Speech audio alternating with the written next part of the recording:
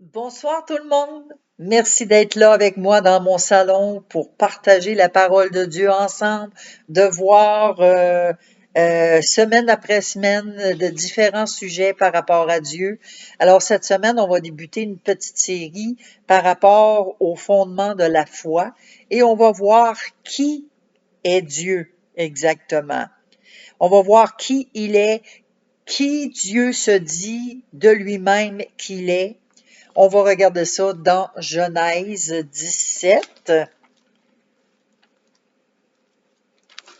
Genèse 17 au chapitre 1er, verset 1er, pardon. Et ça, c'est quand Dieu a fait son alliance avec Abraham. La nouvelle alliance, pardon. Quand Abraham, j'avais un cheveu. Quand Abraham a 99 ans, le Seigneur se montre à lui et il dit à Abraham, « Je suis le Dieu Tout-Puissant. Vis sous mon regard et fais toujours ce qui me plaît. » Ici, là, on pourrait se l'approprier aussi, ce verset-là. Moi, je pourrais dire, bon, ben regarde, le Seigneur me dit à moi, là, Chantal, vis sous mon regard puis fais toujours ce qui me plaît. Il pourrait le dire aussi pour vous. Donc, dans cette portion-là, Dieu dit de lui-même, « Je suis le Dieu Tout-Puissant. » Si on regarde le psaume 95, psaume 95, verset 6, nous dit ceci. « Entrez, courbons-nous, inclinons-nous, mettons-nous à genoux devant le Seigneur qui nous a fait. » Oui, il est notre Dieu. Bon, c'est tout. Non, c'est ça, c'est juste 6, pardon. Alors, ça dit qu'il est l'Éternel qui nous a fait. Luc, le chapitre 11 et le verset 2,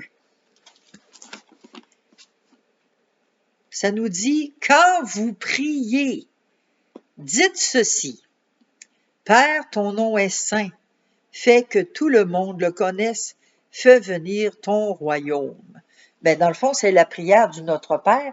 Ça, c'est dans la version Parole de vie. Mais là, je vais vous la lire dans la version du Sommeur. Parce que j'aime ça, faire des petites comparaisons des fois avec les Bibles pour avoir une meilleure compréhension de la parole de Dieu.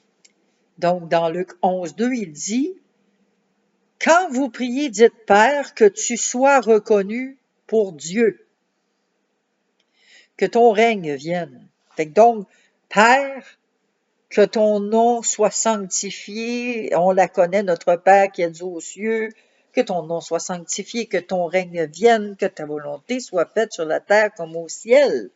Mais ici, que tu sois reconnu pour Dieu, que ton règne vienne dans la Sommeur, dans la parole de vie, que ton nom est saint, fais que tout le monde le reconnaisse, fais venir ton royaume. N'est-ce pas merveilleux? Fais venir ton royaume. Ici, dans ça, Dieu dit qu'il est le Père. Il est notre Père. 1 Timothée 6, 15. Qu'est-ce que Dieu dit de lui-même là-dedans? 1 Timothée 6, verset 15. C'est Dieu qui fera paraître le Christ au moment qu'il a fixé. Il est la source du bonheur et le seul maître de tout, le roi des rois et le seigneur des seigneurs. Alors, qu'est-ce qu'il dit de lui-même? Qu'il est la source du bonheur, qu'il est le seul maître de tout. Il est le roi des rois et il est le seigneur des seigneurs. C'est ce qu'il est. C'est ce qu'il dit qu'il est de lui-même. Il dit ça de lui-même. Si on va lire dans euh, Ésaïe 45, on se promène un petit peu dans le Nouveau et l'Ancien Testament, mais c'est correct. C'est bien correct. Donc, Ésaïe 45, si je vais lire, ça va être long un petit peu, mais on va le lire quand même. Versets 18 à 25. Donc, le Seigneur a créé le ciel, il est le Dieu qui a fait la terre, il l'a formé et rendu solide. Il ne l'a pas créé vide, il l'a formé pour que l'on habite. Voici ce qu'il dit. Le Seigneur, c'est moi. Il n'y en a pas d'autre. Je n'ai pas parlé en secret dans un coin sombre de la terre. Je n'ai pas dit aux enfants de Jacob, cherchez-moi dans le vide. Moi, le Seigneur, je dis ce qui est juste, j'annonce ce qui est vrai. Vous qui êtes restés en vie parmi les peuples, rassemblez-vous et venez, avancez ensemble. Ils sont ignorants ceux qui portent leur statue en bois et prient un Dieu qui ne peut pas les sauver.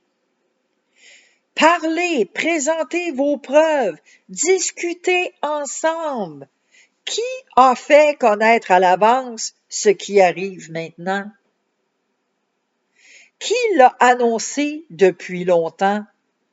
Est-ce que ce n'est pas moi, le Seigneur? Il n'y a pas d'autre Dieu que moi, un Dieu juste, un Dieu qui sauve. Il n'y en a pas d'autre que moi. Vous qui habitez au bout du monde, tournez-vous vers moi et vous serez sauvés. Oui, je suis Dieu et il n'y en a pas d'autre. Aussi vrai que je suis Dieu, je le jure, ce qui sort de ma bouche est la vérité. Voici une parole que je ne changerai pas. Tous les humains se mettront à genoux devant moi et ils affirmeront par un serment, c'est seulement auprès du Seigneur qu'on trouve la justice et la puissance. Tous ceux qui ont lutté contre moi viendront vers moi couverts de honte. Tous ceux qui sont nés d'Israël obtiendront justice grâce à moi et ils en seront fiers.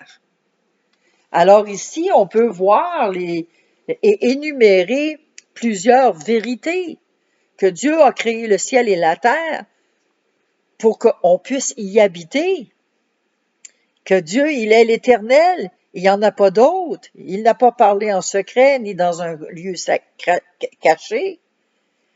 Moi, je suis l'Éternel, je dis ce qui est juste, je proclame ce qui est droit. En dehors de moi, il n'y en a pas de Dieu.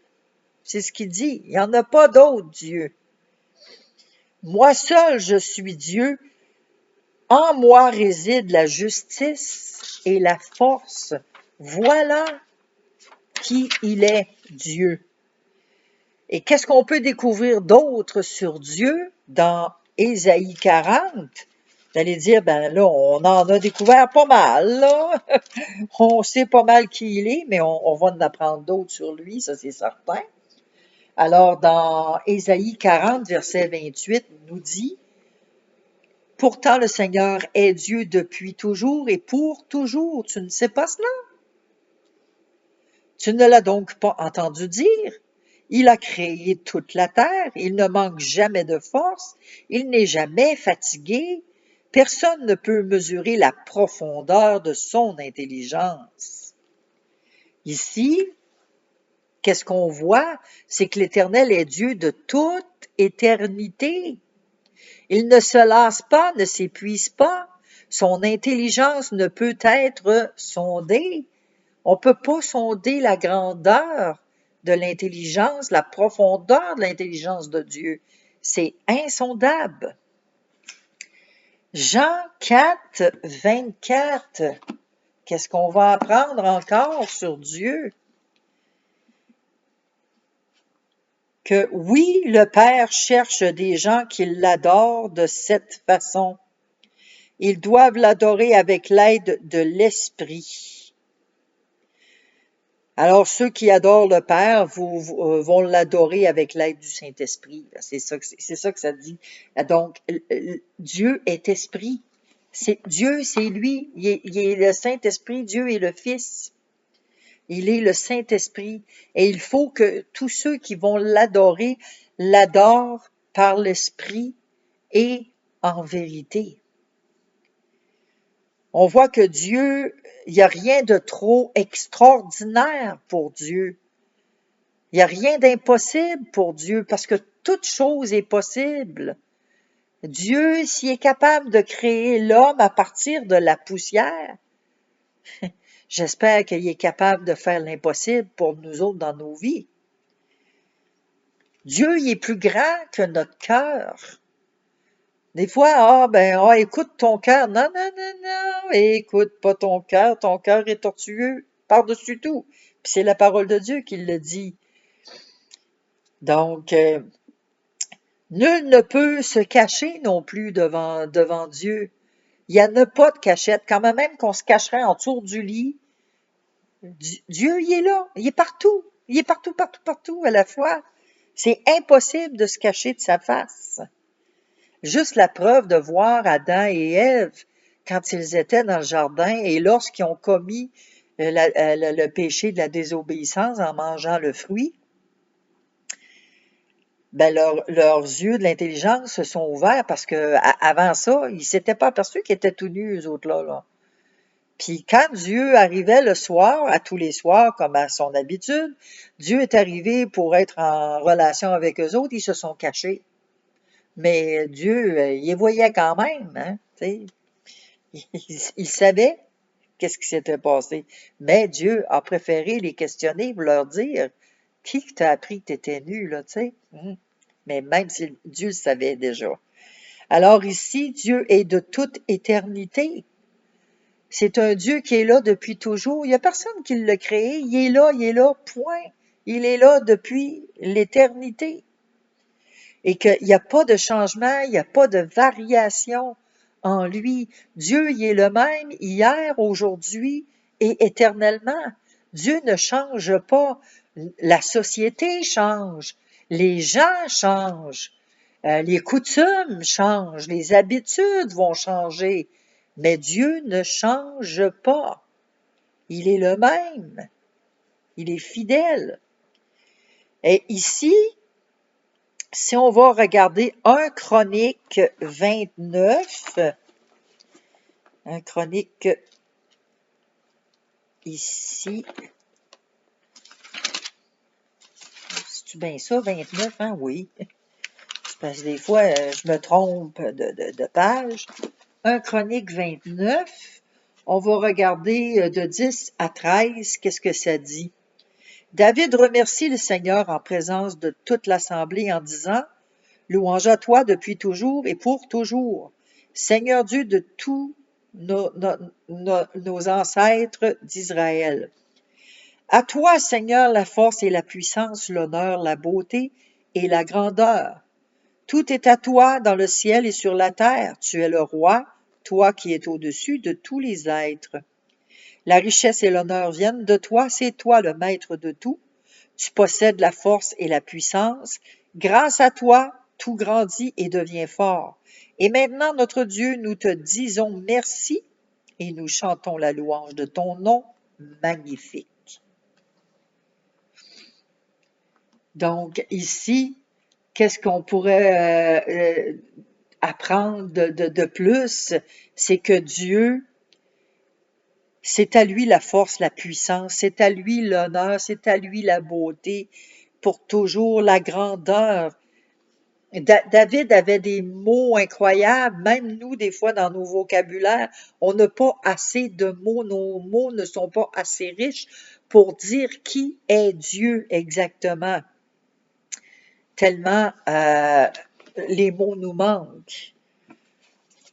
Alors ici, on pourrait voir aussi les attributs de Dieu, que Dieu y est fidèle, que Dieu, c'est un Dieu qui est vrai, il ne ment pas. Et ce que ça l'apporte dans nos vies, la fidélité de Dieu, ben ça montre qu'on est aimé, que Dieu y est fidèle envers nous. Dieu y est juste. Donc, s'il est juste, on va avoir des jugements équitables dans nos vies. Ça va avoir une répercussion. Si Dieu pardonne, ça veut dire que on va être pardonné.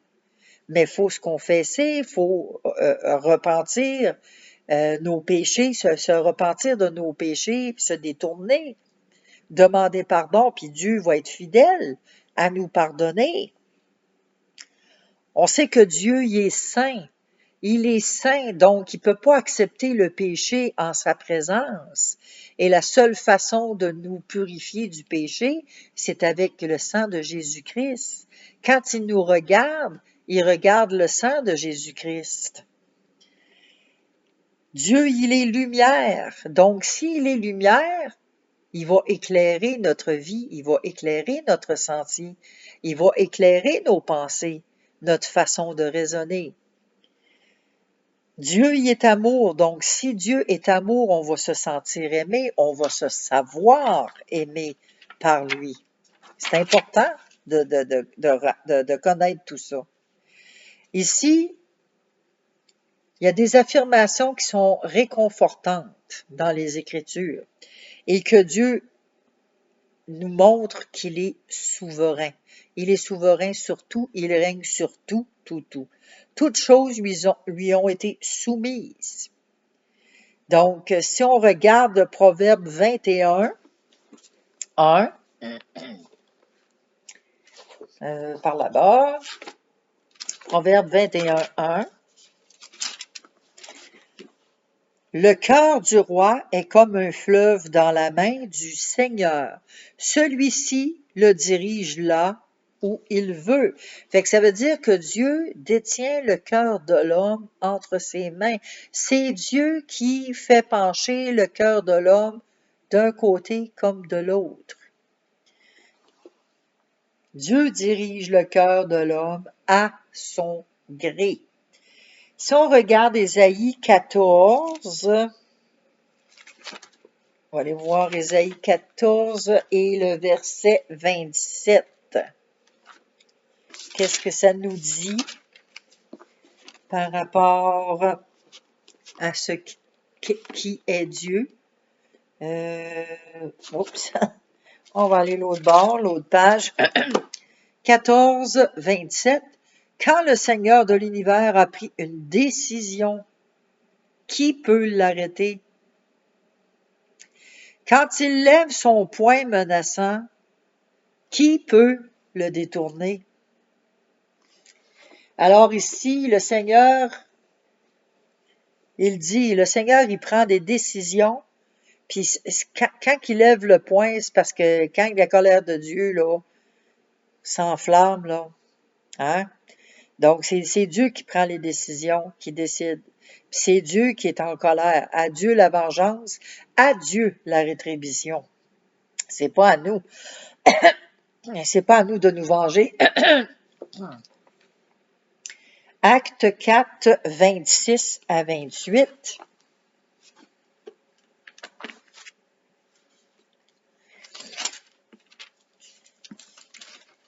24, 26 à 28.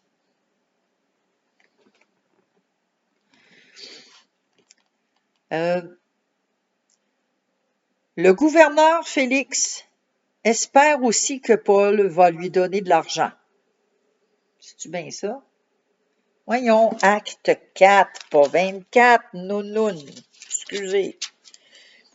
Des fois, je vois mal mes chiffres. Hein? Acte 4, 26 à 28. Bon. Les rois de la terre se préparent au combat. Ceux qui ont le pouvoir se réunissent contre le Seigneur et contre le roi choisi par lui. C'est bien vrai, Hérode, Antipas et Ponce Pilate se sont réunis dans cette ville avec les étrangers et les tribus d'Israël. C'était contre Jésus, ton serviteur saint, que tu as choisi comme Messie. De cette façon, ils ont fait tout ce que tu as décidé d'avance, tout ce que tu as voulu avec puissance. Ici, on parle que Jésus est le Messie. On parle ici que c'est Dieu qui fait arriver les choses. C'est Dieu qui annonce les choses d'avance, comme on l'a vu tantôt. Et Dieu fait arriver ces choses-là. Il y a un but précis. Pourquoi que Dieu permet ça? C'est pour que l'homme réalise le mal qui est fait et que l'homme puisse réaliser sa condition et se repentir. Parce qu'on sait que Dieu nous laisse libres. Hein? Dieu ne force pas personne, il nous laisse libres. Que fait Dieu? On va regarder, oui, que fait Dieu dans certains passages qu'on va regarder, 2 Chroniques 16, 9. Parce que vous savez que Dieu, oui, nous laisse libres, c'est ça. Qu'est-ce qu'il fait? C'en est une réponse. Dieu nous laisse libres. Il nous laisse libres de choisir, de faire nos propres choix. 2 Chroniques 16, verset 9.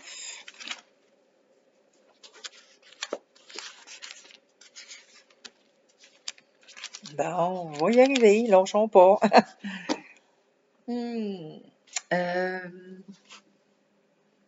Oui, le Seigneur regarde partout sur la terre pour soutenir ceux qui sont attachés à lui de tout leur cœur. Mais cette fois-ci, tu as agi de façon stupide, et à partir de maintenant, tes ennemis te feront la guerre. Ah ben là, j'ai lu le 9 aussi, hein, c'est ça, j'ai lu. Oui, c'est en plein ça. OK, je pensais que c'était 10, mais non, c'est 9 que j'ai lu. Alors, l'Éternel, lui, qu'est-ce qu'il fait? Qu'est-ce qu'il fait l'Éternel? Il parcourt la terre entière avec son regard. Il regarde partout pour soutenir ceux dont le cœur est tourné vers lui. Si notre cœur n'est pas tourné vers lui, il y a des fortes chances que l'Éternel ne soutienne pas. Des fortes chances. Mais rappelons-nous que c'est Dieu qui détient le cœur de l'homme et que Dieu le fait pencher d'un bord comme de l'autre. Et que c'est dans sa grâce à lui, c'est sa grâce à lui, c'est lui qui va décider qui est inscrit dans le livre de vie, parce que notre vie, notre destinée a déjà été préparée d'avance. Avant même que l'on soit au monde, on était déjà prédestiné dans le cœur de Dieu. Fait qu'il sait déjà toutes choses. Alors, j'espère, Seigneur, que on va aller dans ta présence. C'est ce que le désir de mon cœur. Moi, je veux pas aller ailleurs que, nulle part ailleurs qu'en ta présence. Le psaume 75, 6 va nous dire quoi sur ce que Dieu fait? 75, versets 6 et 7. N'élevez pas la tête si haut, arrêtez vos discours méprisants. Non, la grandeur ne vient ni de l'Est ni de l'Ouest, elle ne vient pas du désert. Alors, je suis-tu à la bonne place, là? Oui, psaume 75, hein? Oui, c'est 6-7. Donc ici, c'est la grandeur vient de Dieu. Fait qu'on n'a pas à s'élever nous autres mêmes, parce que la parole de Dieu, à un moment donné, dit que celui qui s'élève sera abaissé, mais que celui qui s'abaisse, en voulant dire qui s'humilie, va être élevé. Fait que c'est Dieu qui donne la grandeur de l'être humain. C'est pas nos œuvres, c'est pas notre foi, c'est pas les miracles ou les prodiges que l'on fait, c'est Dieu. C'est Dieu qui fait que la personne elle va être grande. Elle va avoir, son nom va avoir une renommée, une grandeur. C'est Dieu qui donne, qui accorde la grandeur à l'homme. Acte 14, 17. Qu'est-ce que ça dit? Acte 14, verset 17. Alors, pourtant Dieu a toujours montré son amour. En effet, il vous a envoyé du ciel les pluies et les récoltes au bon moment. Il vous a donné la nourriture et il a rempli vos cœurs de joie. Donc ici, c'est l'Éternel qui envoie la pluie. L'Éternel est bon. Il envoie la pluie, il envoie les fruits en abondance selon leur saison. Fait que des fois, il y a des gens qui disent « Ah, moi, je porte pas de fruits. » Mais oui, mais ça dépend dans quelle saison que tu es. Vous savez, il y a 4 saisons. Il y a printemps, été, automne et hiver. Donc, ça dépend dans quelle saison notre vie se situe. Et on peut être dans une saison hivernale puis il se passe rien. Donc, dans la saison hivernale, souvent, ben c'est le désert aussi. Dieu va nous conduire dans un désert pour nous amener là où lui, il veut, pour nous rencontrer. Souvent, c'est ça aussi, pour nous rencontrer, pour que nous, on puisse aller rencontrer Dieu. Il y a des moments dans notre vie où c'est nécessaire qu'il y ait des déserts, qu'il y ait des hivers, qu'il y ait des différentes saisons. C'est préférable. C'est comme la terre, quand on cultive la terre, à un moment donné, dans la parole de Dieu, il dit, bon, tu vas la cultiver pendant 6 ans, puis la 7e année, tu vas la laisser reposer. Tu vas laisser, puis tu vas aller dans un autre champ et tu vas cultiver un autre champ pendant que ce champ-là va se reposer. Donc, il y a de l'ordre, fait qu'il y a ça veut dire quand même quelque chose. Quand on regarde les Écritures puis qu'on voit les comparaisons avec la nature, ben il faut essayer de chercher à comprendre, là, ben coudonc, pourquoi que ça prend ça? Ah, OK, ça prend telle affaire, OK. Puis Dieu, il est imagé comme ça. Jésus, il faisait beaucoup de paraboles justement pour faire des comparaisons puis amener des histoires, tu sais, pour faire comprendre aux gens, mais les gens comprenaient pas pareil, là, quand même, c'était des paraboles, les gens comprenaient pas, puis même les disciples, en privé, après, ils demandaient toujours la signification, puis Jésus expliquait toujours la signification de ces paraboles. Et on a beaucoup à apprendre, vous savez, de la nature, de ce que Dieu a créé dans la nature. Alors ici, ce qu'on peut voir, après avoir regardé, on va aller voir Jérémie 31:3. Jérémie 31, verset 3, nous dit que le peuple disait, le peuple, de loin le Seigneur s'est montré à moi et je lui ai répondu, je t'aime depuis toujours et pour toujours. C'est pourquoi je reste profondément attaché à toi. Dieu nous aime depuis toujours. Et c'est pour ça que Dieu reste attaché à moi, à toi. Dieu nous aime depuis toujours. Je reste profondément attaché à toi.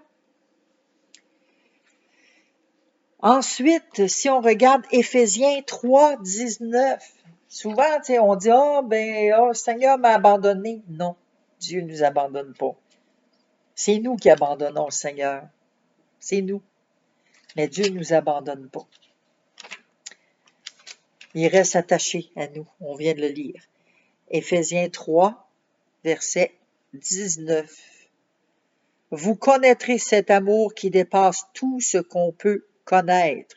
Vous recevrez toute la vie de Dieu et il habitera totalement en vous. Alors Dieu, il va habiter en nous. On va connaître la plénitude de Dieu. Il habitera pas un petit peu.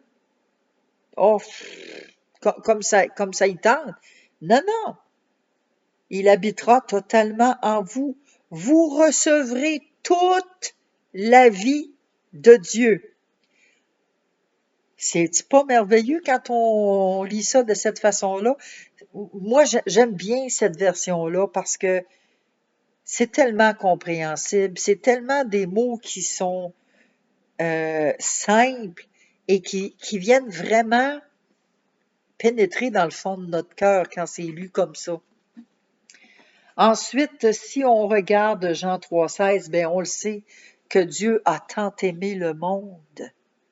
Dieu a tant aimé toi. Dieu m'a tant aimé moi qu'il a donné Jésus-Christ, son Fils unique, afin que nous, on croit en Jésus, puis que par notre croyance en Jésus, on soit sauvé, on ait la vie éternelle. Parce que c'est Jésus le chemin, c'est Jésus la vérité, c'est Jésus la vie. C'est lui seul qui peut nous conduire au Père. Et on voit qu'il y a bien des religions dans le monde qui ont des faux dieux. Il y en a énormément des faux dieux. Et pourtant, Dieu le dit, je suis le seul vrai Dieu, le seul et unique. En dehors de moi, il n'y en a pas d'autre. Et en dehors de moi, Dieu, il est trinitaire aussi. Il y a bien des religions qui ne croient pas à ça. Il y en a qui disent que Dieu, c'est un Dieu avec trois personnes, le Père, le Fils et le Saint-Esprit, que c'est trois personnes différentes. Mais pourtant, non. Dieu est unique. Il est une seule personne. C'est Dieu le Père, Dieu le Fils et Dieu le Saint-Esprit. C'est un peu comme un œuf. Un œuf, là, si tu as juste la coquille, ben la coquille, elle, c'est un œuf, c'est la coquille d'œuf. Elle a ses attributs quand elle est toute seule, elle amène du calcium, on peut la mettre dans les plantes, on peut la broyer, on peut la redonner, moi je la redonne à mes poules pour qu'ils picorent après le coquille d'œuf pour avoir de la vitamine. La coquille d'œuf, elle a une importance. Le blanc d'œuf, si on prend juste le blanc, on peut monter des blancs en neige, faire une meringue avec ça. On peut faire des gâteaux aux anges juste avec des blancs d'œuf. Le jaune a encore un autre attribut, mais c'est toutes des parties de l'œuf qui sont, oui, sont séparées parce qu'ils ont des fonctions différentes, mais ils forment un seul corps quand même. C'est un œuf pareil, voyez-vous? Donc, c'est tout un mystère. C'est tout un mystère, mais il y en a qui ne voient pas ça comme ça. Ils sont pas capables de voir ça de même. Mais chaque partie est distincte. Dieu, le Père, il est distinct dans ce qu'il est. Dieu, le Fils, Jésus-Christ, qui est Dieu, qui est Fils, est distinct dans ce qu'il est, et le Saint-Esprit aussi. Mais les trois forment un seul et même corps, un seul Dieu. En tout cas, j'espère que je vous ai bien expliqué ça, puis que c'est comprenable. Donc, ici, on peut voir la plénitude de Dieu, puis il nous a tellement aimés qu'il a donné justement son Fils unique pour que nous ayons la vie éternelle. Si on regarde le psaume 46, verset 2, psaume 46, j'y arrive, verset 2.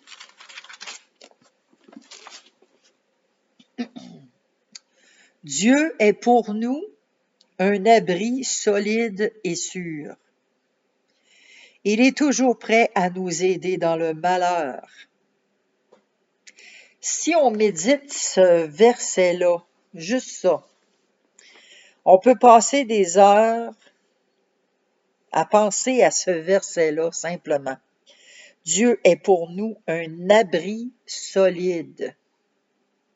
Un abri, c'est pour se mettre à l'abri, hein, des intempéries, à l'abri des bêtes sauvages. Quand on est à l'abri, on est en sécurité. C'est un abri solide. Il n'y a pas rien qui peut ébranler cet abri-là. C'est un abri qui est solide et qui est sûr. C'est sûr et certain qu'on est en sécurité quand on se réfugie dans Dieu, en Dieu. Il est toujours prêt à nous aider dans le malheur. Il est toujours prêt, il nous tend toujours la main. Il est toujours là pour nous aider, nous secourir. Donc, il est un rempart, il est un refuge, il est un secours. Il vient à notre secours. Et qu'est-ce que Dieu maintenant attend de nous, de chacun de nous? Ben, on va regarder le psaume 46, on est dedans, mais on va aller voir le verset 11.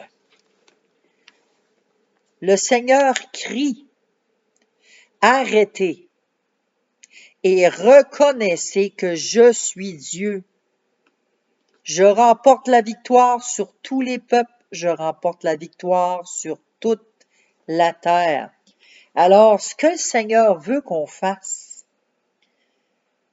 quand on médite justement sa parole, c'est qu'on s'arrête. On s'arrête comme ça, sur un passage, et on va le méditer. On va s'arrêter et on va reconnaître qu'il est Dieu au travers des Écritures. Méditer la parole, réfléchir sur les mots, sur ce que ça dit, sur les attributs de Dieu, qui il est. Parce que Dieu remporte toujours la victoire sur tous les peuples. Dieu remporte toujours la victoire sur toute la terre. Même si on sait qu'aujourd'hui, avec tout ce qui se passe, qu'on sait que Satan est déchaîné plus que jamais et que plus ça va, plus les mois et les années passent, plus on s'en va de pire en pire, et qu'on pense que le diable, l'ennemi, tout ça, va avoir la victoire, c'est sûr qu'il est déchaîné, mais Dieu le dit ici, il remporte la victoire sur toute la terre, sur tous les peuples. Donc, on sait que Dieu a la victoire, même si des fois on vit des moments difficiles, que c'est dur de croire, que c'est dur de s'accrocher, faut pas lâcher. Faut continuer, il faut rester attaché, faut persévérer. Et Dieu va nous secourir, il est un rempart, il est un refuge, il est un secours, un abri sûr. Mais pour ça, il faut qu'on s'arrête, qu'on prenne le temps de s'arrêter et de reconnaître que Dieu est Dieu. Qu'est-ce que Dieu désire? On va regarder le psaume 51, versets 18 et 19. Dieu désire quoi? Non, tu ne veux pas de sacrifice, mais si je t'offre un animal entier, il ne te fera pas plaisir. OK? Dieu, il veut pas qu'on fasse des sacrifices, puis Dieu, il veut pas qu'on sacrifie des animaux ou quoi que ce soit. De toute façon, le sacrifice a été fait une fois pour toutes. C'est Jésus qui s'est donné lui-même sur la croix. OK? Alors, voici ici au verset 19. Mon sacrifice, ô Dieu, c'est moi-même, avec mon orgueil brisé. Ô Dieu, tu ne refuses pas de regarder un cœur complètement brisé. Alors, les sacrifices que Dieu désire, comment qu'on doit répondre à Dieu, qu'est-ce que Dieu désire qu'il attend de nous, c'est qu'on ait un esprit humilié, qu'on se sacrifie, que notre corps soit un sacrifice vivant pour lui. Puis quand on se donne en sacrifice, on ne s'appartient plus à nous, là. On appartient au Seigneur. Et c'est le Seigneur qui dispose de nous selon son gré. Comment qu'on va répondre à Dieu? Psaume 95, 6.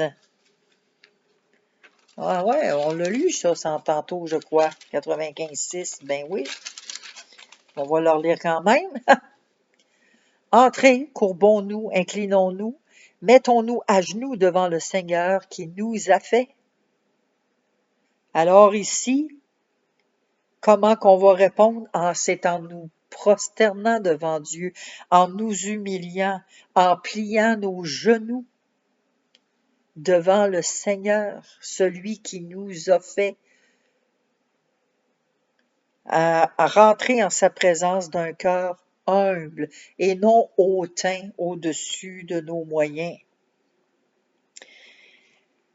Donc, ici, ce qu'on peut voir, si je peux résumer ce qu'on a regardé tantôt, là, depuis tantôt, c'est que aimer Dieu de tout notre cœur, ça, c'est un critère.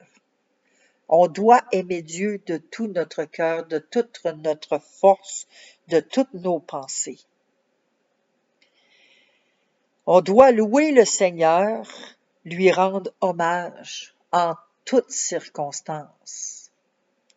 Le louer, le remercier, peu importe les circonstances, que ça aille bien, que ça aille mal dans notre vie, on doit dire merci à Dieu parce qu'on sait que toute chose va concourir au bien de ceux qui aiment Dieu. Et que si on vit des moments difficiles, on ne comprend pas là pour l'instant, pour le moment, pourquoi qu'on passe par là, mais on va comprendre plus tard. Parce que Dieu, il a un plan parfait pour chacun de nous. Puis c'est pas facile d'accepter de souffrir non plus. C'est pas facile d'accepter de passer par des épreuves dans des endroits où ce qu'on veut pas passer, des sentiers. Tu sais, des fois, il nous arrive une bad luck, là. Il nous arrive quelque chose, puis on dit, ah, moi, je m'en serais passé de ça. Hein? On le dit-tu, ça, souvent? Hey, je me serais passé de ça, comme si j'avais besoin de ça dans ma vie. On le dit souvent, ça. Ben, faut prendre le temps d'accepter ce qui rentre dans notre vie, de l'accepter. On s'arrête, on prend le temps de s'arrêter et de reconnaître Dieu dans cette situation-là. C'est pas facile, mais ça se fait. Ça s'apprend. Il faut avoir la foi et croire en Dieu. Si on a la foi puis qu'on croit en lui, qu'on persévère, qu'on ne lâche pas, Dieu, il est fidèle hier, aujourd'hui et éternellement. Il est un refuge, il est un abri, il est un secours. Alors, si on garde notre foi en Dieu, qu'on soit inébranlable, peu importe les situations, la tempête qui arrive dans notre vie, on est assuré d'avoir la victoire parce que la victoire, Dieu a la victoire sur toute la terre et sur tous les peuples. Ici, dans 1 Chronique 28, 9, on y était tantôt, mais on va y retourner quand même. 1 Chronique 28. On était dans 29, mais là, on s'en va dans 28. Verset 9. Puis on va terminer avec ça. Pour ce soir, on va terminer avec ça. 1 Chronique 28, 9 nous dit « Et toi, mon fils, Salomon, excusez, apprends à connaître le Dieu de ton père. Adore-le avec un cœur non partagé et un esprit bien disposé. Oui, le Seigneur examine le fond des cœurs et il connaît toutes les intentions des êtres humains. Si tu le recherches, il se laissera trouver par toi. Mais si tu l'abandonnes, il te rejettera pour toujours. » Donc, ici, c'est un peu raide, là, c'est un peu dur. Mais on sait que si on l'abandonne, puis qu'à un moment donné, dans notre vie, là, on s'en rend compte qu'on l'a abandonné, c'est possible de revenir. Tu sais, c'est possible là, de revenir, mais il faut s'humilier, il faut demander pardon, il faut demander au Seigneur pardon, se repentir sincèrement, puis revenir. Puis Dieu, il est fidèle. Il va nous reprendre, il va nous pardonner, puis il va nous reprendre avec lui. Mais si on le rejette, ici, là, faut bien comprendre, là, que si on l'abandonne, puis qu'on veut plus rien savoir, là, ça, c'est pas la même chose. On l'abandonne, on se repent pas, puis on veut plus rien savoir, ben là, Dieu va nous rejeter pour toujours. C'est ça qu'il faut qu'on comprenne. Mais si on se repent, qu'on se rend compte qu'on a fait une erreur, puis qu'on revient au Seigneur, il va nous attendre comme ça, les bras grands ouverts, puis il va nous accueillir. Il va nous pardonner, puis il va nous accueillir. Alors ici, David y avertit son fils Salomon, mais ça peut être un avertissement pour chacun de nous aussi. Apprends à bien connaître le Dieu de ton père. Alors, si on a comme père Abraham, Isaac et Jacob, on a le même Dieu. OK? Et ici, il dit, adore-le d'un cœur sans partage. Ça veut dire, faut pas que tu aies le cœur divisé à gauche puis à droite. Faut que tu aies un cœur sincère devant Dieu. Un cœur repentant. Un cœur qui n'est pas rempli de péché. C'est ça, un cœur sans partage. Et d'un esprit bien disposé. Alors, c'est ce que le Seigneur demande de nous, de chacun de nous. Je sais que c'est pas facile. C'est extrêmement difficile à faire. Parce qu'on a à se repentir à tous les jours. C'est à tous les jours qu'on a besoin de Jésus-Christ dans notre vie. Oui, le sacrifice a été fait une fois pour toutes à la croix, oui. Mais on doit lui demander son aide à tous les jours. On doit se repentir de ce que l'on dit, de ce que l'on fait, de ce que l'on pense, de ce que l'on n'a pas fait, de notre désobéissance. Il y a plein de choses qu'on doit à tous les jours demander pardon à Dieu. On doit s'auto-examiner à tous les jours pour savoir si on est sur la bonne voie. Puis la parole de Dieu nous le dit, sonde-moi, ô Dieu, regarde au fond de mon cœur, regarde-moi, sonde-moi, dis-moi si je suis sur une mauvaise voie. Ramène-moi, Seigneur, sur la voie de la vérité. Donc, c'est à tous les jours qu'on doit prendre conscience de ce qu'on fait, de ce qu'on dit. C'est à tous les jours. Oui, on doit aller de l'avant. Puis il y a une chose aussi on ne doit pas faire, c'est de vivre dans la condamnation. Si on vit dans la condamnation, c'est parce que ça vient pas de Dieu. On ne doit pas se condamner. Ouais, mais je suis pas si, je suis pas ça. Je vais juste prendre l'exemple de ceux qui fument encore. Là, je parle pas des nouveaux chrétiens là, d'1 an, 2 ans, 5 ans. Là. Je parle des vieux chrétiens de la vieille. Là. Ça fait 10 ans, 20 ans, 15 ans, 30 ans que vous êtes chrétien, puis vous êtes encore aux prises avec les cigarettes. Il y a quelque chose qui ne marche pas. Il y a quelque chose que vous n'avez pas compris.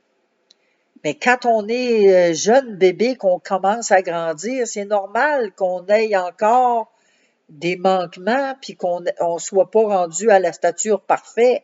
Mais quand ça fait plus que 20 ans, là, à quelque part, il y a quelque chose qu'on n'a pas compris. Il faut qu'il y ait une transformation, il faut qu'il se passe quelque chose dans nos vies. On doit demander pardon à Dieu pour ça.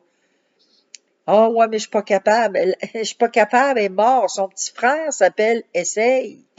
Et moi, j'ai toujours dit, c'est entre les deux oreilles que ça se passe. Si on prend la décision, moi, je décide, j'arrête de fumer. C'est décidé, j'arrête. Puis, tu prends tes cigarettes, t'es jettes aux poubelles, t'es donnes même pas à personne, t'es jettes. C'est pas bon pour toi, c'est pas bon pour les autres. T'es jettes. Et quand il te pogne une envie de fumer, tu sors dehors, va prendre une marche, commence à faire du sport, fais quelque chose qui va te changer les idées. Puis, à un moment donné, ben, tu vas t'apercevoir que, oups, ton envie de fumer est passée. Puis au fur et à mesure, jour après jour, ben, tu vas t'apercevoir que tu n'en as plus besoin de nicotine. Tu n'as plus besoin de ça, cette dépendance-là. Et c'est parce que tu vas avoir pris la décision là, entre les deux oreilles. Donc, si tu n'arrêtes pas, c'est parce que tu n'as pas décidé que tu arrêtais. Tout est question de décision. Tout, tout, tout, tout. On a des choix à faire dans la vie. On a des décisions à prendre dans la vie. Et tout passe entre les deux oreilles. Alors voilà, c'est ce que j'avais à cœur de vous parler ce soir, d'apprendre à connaître qui est Dieu. Et quand on apprend à connaître qui est Dieu, qui il est, tous les attributs qu'il a et tout ce qu'il nous donne par rapport à Jésus-Christ, tout ce qu'il nous a donné, ben, à plus forte raison, on va s'arranger pour lui plaire le plus possible. Rappelons-nous quand il a dit à Abraham, qu'est-ce qu'il lui a dit? Arrange-toi pour marcher le plus droitement possible. Hein? Donc, soyons comme les Abraham et regardons à l'Éternel et arrangeons-nous pour plaire à Dieu. Parce que c'est à lui qu'on doit plaire, pas aux hommes. Donc, sur ce, ben, je vous souhaite une belle semaine. La semaine prochaine, ben, on va regarder ensemble sur l'autorité de la parole de Dieu. On va regarder qu'est-ce que ça dit exactement. C'est quoi l'autorité de la parole de Dieu? Alors, je vous souhaite une bonne nuit tout le monde. Soyez bénis. Bye bye.